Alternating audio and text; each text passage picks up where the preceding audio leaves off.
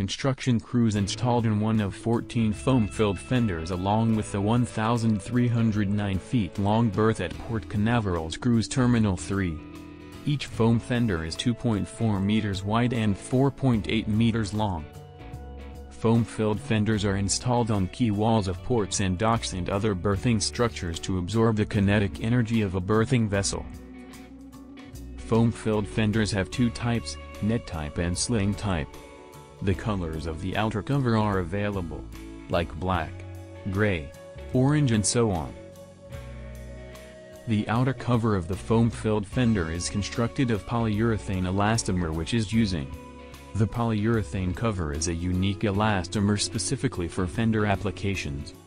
More thick filaments and elastomer are applied to both ends to better resist the defection and shearing force.